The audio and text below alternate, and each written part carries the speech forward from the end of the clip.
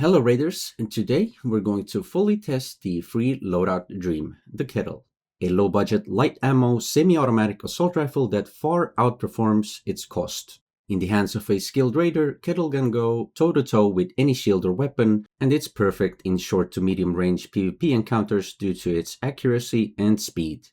The only drawback is the low bullet velocity. By the end of this video, you will know how Kettle works, what weapon attachments suit well, and what I consider to be the best overall budget, value, and performance Kettle builds. I listened to your suggestions from previous video, so this one is more detailed. Let's go.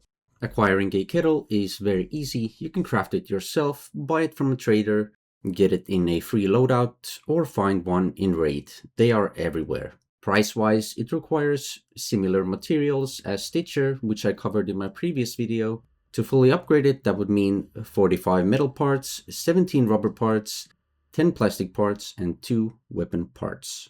Your minimum viable Kettle would be a Kettle 3, but the last upgrade that requires 3 mechanical components is well worth it. You'll get a significant 25% increase in bullet velocity and plus 14% reduced reload time.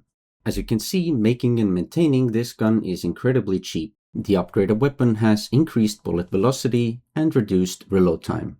Let me show you the reload time comparison of Kettle 1 and Kettle 4. So for Kettle 1 it's 5 seconds and for Kettle 4 it's around 3.5 seconds. That's pretty significant.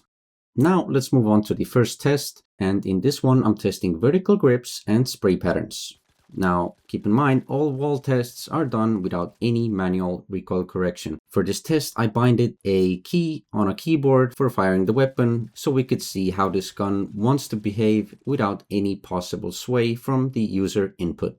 Obviously, nobody shoots like this, but it has to be done to completely understand how this weapon behaves when using different vertical grips. And as we are finishing the vertical grip wall test, we can see that the change is progressive when using lower tier vertical grips versus the higher tier vertical grips. And all of this change is because of no manual recoil control. And now we're going to be applying the same testing logic for the horizontal grips.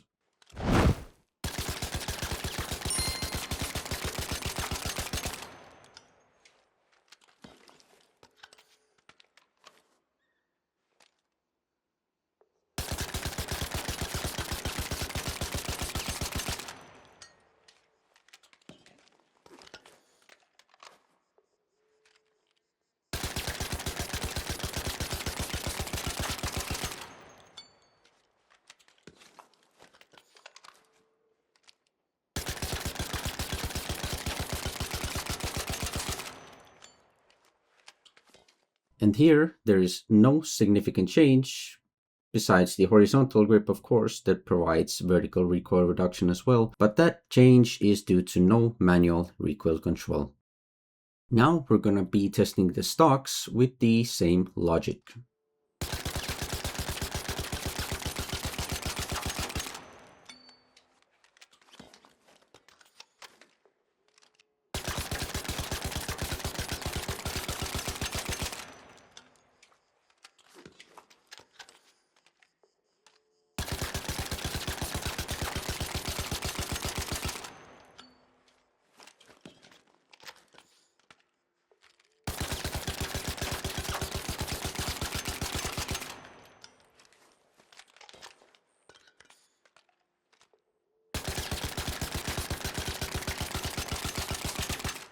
Stocks alone, besides the lightweight one, won't fully change the pattern on the wall test, but they are an integral piece of the build. Now, let's take all of this to the shooting range for more practical and accurate testing. We're going to be starting with a stock Kettle 1, and here in the shooting range, we'll start testing the attachments for different ranges, and this time with manual recoil control. You're going to see zoomed up results of the tests in the bottom right half of your screen, and under it the build we are currently testing.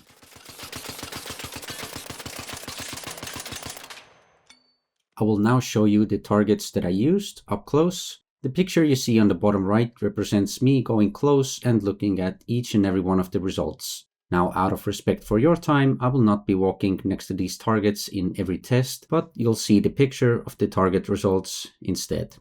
The first actual build is using the green muzzle brake and the vertical grip.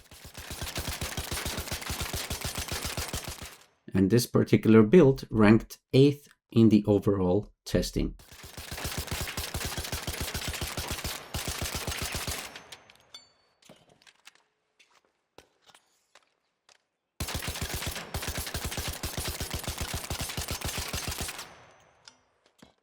For the next one, we're going to be testing the muzzle brake with the green angled grip.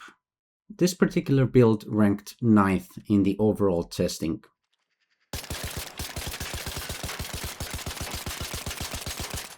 Personally, I wouldn't recommend running this combo.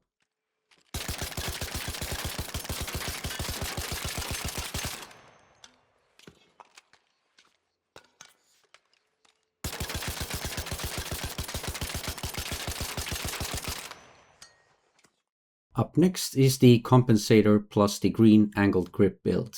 Surprisingly, this one ranked 3rd. These attachments are definitely best bang for the buck. All of these attachments outperform their cost significantly. Only downside is slightly increased recoil, but it is relatively easy to control it if not mag dumping, so essentially no negatives. Next up, we are using the green compensator with the green vertical grip. This one ranked 5th in the overall testing. It is definitely something that is worth checking out if you happen to be struggling with vertical recoil.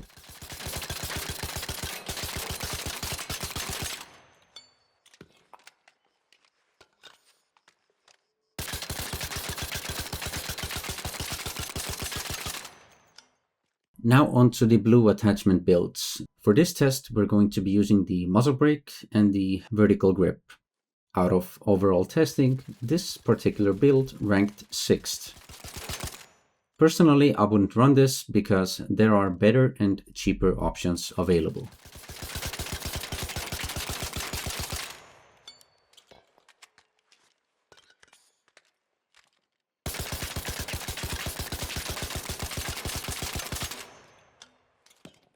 Next up, we are using the muzzle brake once again, but this time with angle grip. Out of overall testing, this one takes the 7th place. In my opinion, it's not an ideal combo for this weapon. The plus 30% slower ADS and increased equip and unequip times doesn't really make it favorable.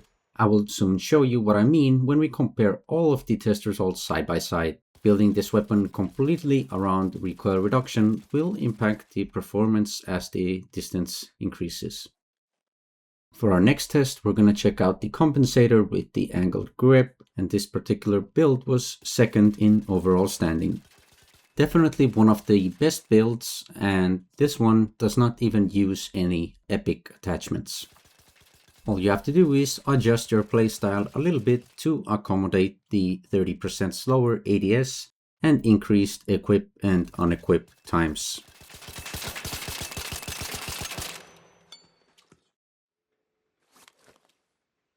Now the next one is going to be compensator with the vertical grip, and this one got the 4th place. It's good, but it's a costly option to try if you're struggling with vertical recoil. I would suggest trying the green version of this first.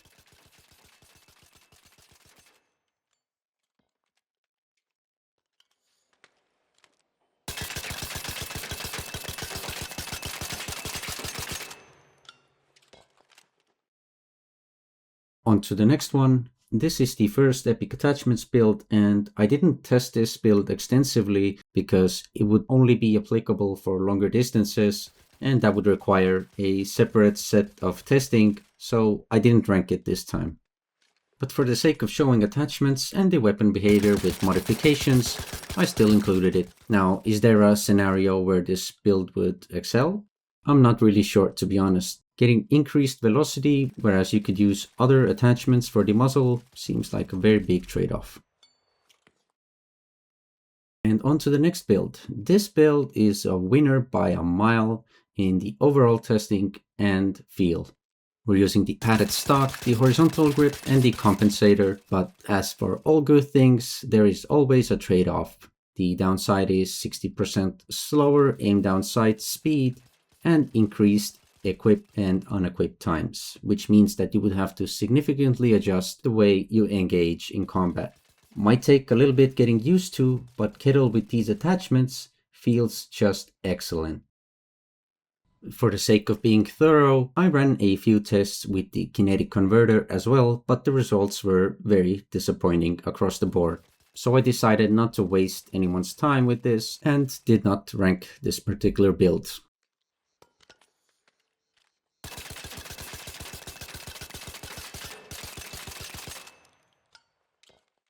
Now let's check out the final build. This one also not ranked. We'll see the kinetic converter exchanged for a lightning fast, lightweight stock, which definitely has its uses, but it increases the recoil too much for my taste to compete in extensive testing.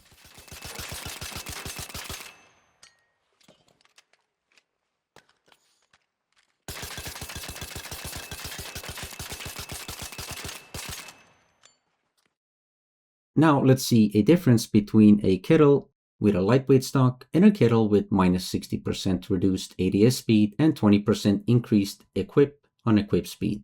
The lightweight Kettle can ADS to completion and unequip 5 times, while the other build can only do it 3 times. Let's get to the best part. I'll present my top 3 build choices, starting with a best on a budget Kettle 4 with all green attachments. For a even more budget version, you can keep the Kettle at 3 and downgrade the mag, grip, or stock in that particular order. The best value build, I have downgraded the grip and mag from 3 to 2 to reduce the total cost of only 4 mod components, 8 duct tapes, 8 wires, 2 mechanical components, and 6,000 credits for the near best Kettle 4 build.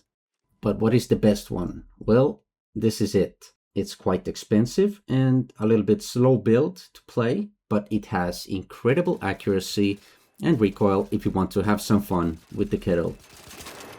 Now to the side-by-side comparison, all of these builds have been tested and thoroughly analyzed a minimum of 10 times. Although I did extensive testing, I want you to keep in mind that the results are still somewhat subjective. So for example, if you are struggling with vertical recoil, then a vertical grip might yield better results for you, but since vertical recoil is far easier to control, especially with the tap-tap Kettle, an angle grip is the optimal choice based on both feel and data. And additionally, all of the compensator builds outperformed the builds that had muzzle brake. So to conclude the builds, these were all of the thoroughly tested builds from last place to the very first. We tried all kinds of combinations with muzzle brakes and compensators, but this top 3 is what I consider the best builds to run. If you want to see more content such as this, then do me a favor and like the video and subscribe to the channel. This signals me that I'm doing the right thing, and drop me a comment on what you would like to see me cover next. Any kind of feedback is very welcome. Thank you for your time and your continuous support. I hope you enjoyed, and I'll see you in the next one.